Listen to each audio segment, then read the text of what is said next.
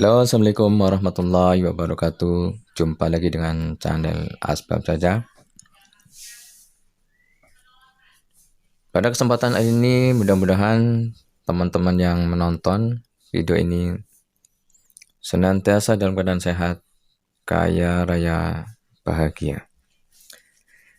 Ini yang perlu kita ucapkan ya, supaya menjadi keyakinan. Ini diambil dari program RK-nya Mas Yunus ya. Mudah-mudahan kita ketularan semua, sehat, kaya raya, dan bahagia. Oke teman-teman yang masih senantiasa setia menonton video ini, kita akan lanjutkan lagi pembahasan tentang energi yang ada di tubuh kita ya, supaya kita bisa memanfaatkan, karena ini adalah karunia Allah SWT. Jadi sangat sayang kalau kita tidak bisa menggunakan energi yang diberikan Allah SWT ini untuk menjadi lebih bermanfaat ya. Pada khususnya adalah untuk kita semakin meningkatkan ibadah kita kepada Allah SWT, dan juga bisa menjadi asbab bermanfaat bagi seluruh makhluk di alam semesta. Jadi seperti yang disampaikan di video sebelumnya, video tentang energi Kundalini ya. Jadi energi yang ada pada tubuh kita karena gerakannya melingkar ini disebut energi Kundalini. Jadi semua ini bisa aktif secara alami ya. Sehingga manusia ini bisa mempunyai keseimbangan, bisa berjalan, bisa berlari, bisa duduk, bisa naik motor, sepeda, dan seterusnya. Karena energi ini kita menjadi seimbang. Tetapi ada cara supaya bisa memperbesar energi kita, sehingga nanti bisa bermanfaat bukan hanya untuk diri kita saja, tetapi bisa untuk bermanfaat untuk orang lain. Contohnya adalah untuk menolong ketika ada teman kita atau keluarga kita yang mengalami sakit ya.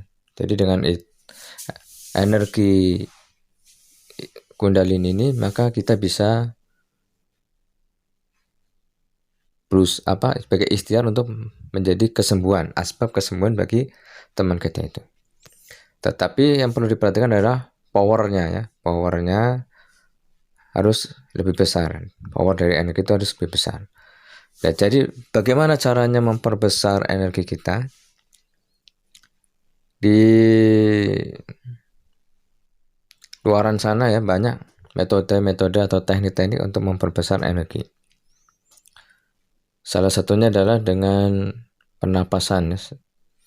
Pernapasan ada yang segitiga atau segi empat.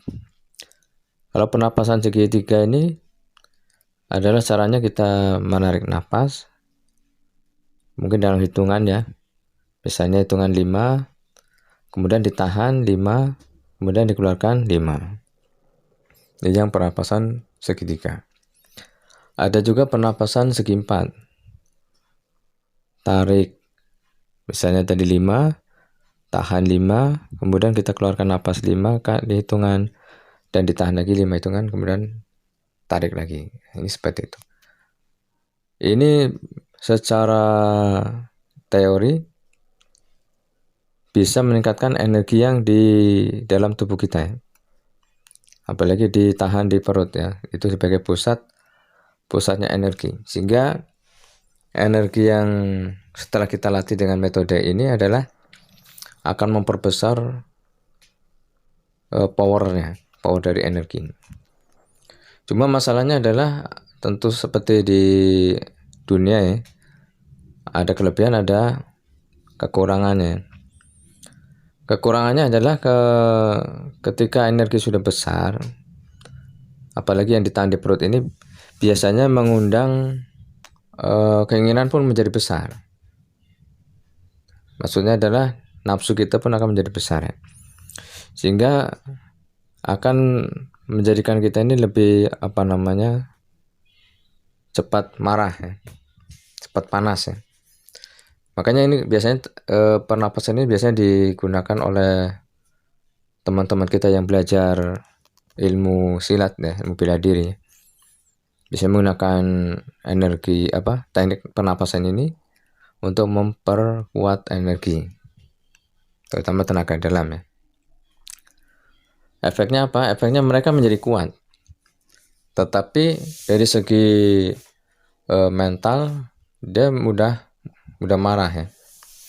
Mudah marah, sehingga sering kita dengar bagaimana banyak dari orang-orang teman-teman kita yang ikut silat biasanya cepat pengen emosi ya, pengen kelahi saja. Sehingga sering terjadi kita dengar sesama perguruan atau lain perguruan jumpa kelahi. Ini efeknya seperti itu. Jadi memang berefek apabila kita tidak menggunakan energi kita ini dengan disalurkan untuk kebaikan. Apalagi tidak ditambah dengan ibadah, penyerahan diri kepada Allah SWT.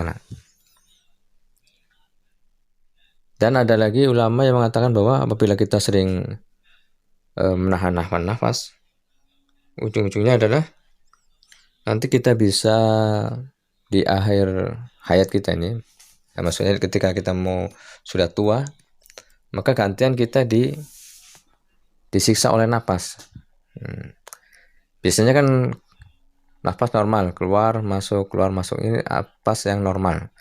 Tetapi ketika kita sudah mulai tahan, maka ada ulama mengatakan ini adalah proses menyiksa nafas, sehingga di kemudian hari kita gantian disiksa oleh nafas, sehingga akhirnya kita susah nafas, hingga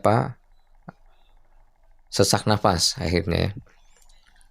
Tapi itu kembalikan pada teman-teman ya, mungkin ada juga yang kasusnya seperti ini, ada juga yang tidak ya, tapi itu dikembalikan.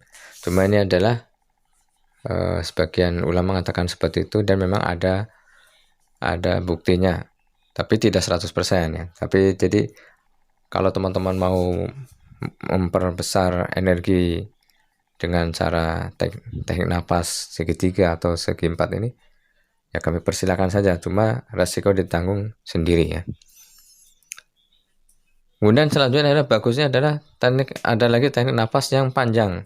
Ini teknik nafas seperti normal saja, tetapi dia panjang.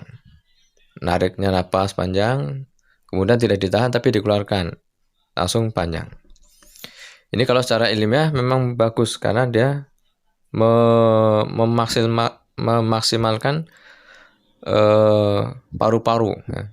Jadi kita biasanya kita kalau napas normal kan sebentar saja, ambil napas sebentar, kemudian keluarkan lagi, sehingga oksigen yang masuk ke dalam tubuh kita ini tidak maksimal. Oksigen baru masuk sebentar langsung keluar lagi karbon dioksida, tidak maksimal. Maka dengan latihan kita memperbanyak jeda waktu untuk menghirup napas, maka oksigen yang kita hirup akan masuk lebih banyak lagi, yang ke paru-paru akan lebih banyak lagi, sehingga akan memperbagus daripada kerja paru-paru ini, sehingga oksigen yang masuk ini akan menjadikan energi.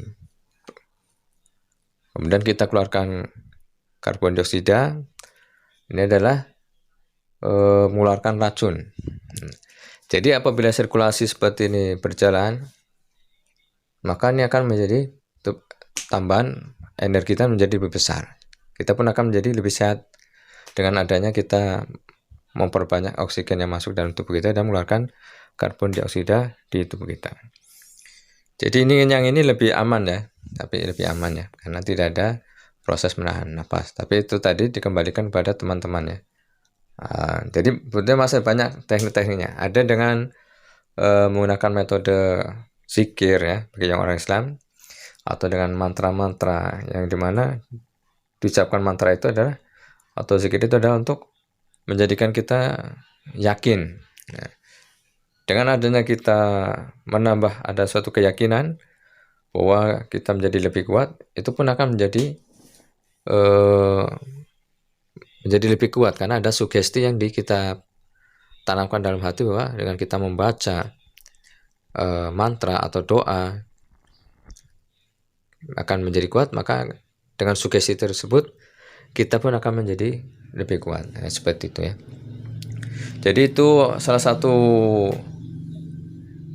di antara banyak metode-metode untuk memperbesar energi Kundalini atau energi tenaga dalam ya. Jadi itu saja sementara ya.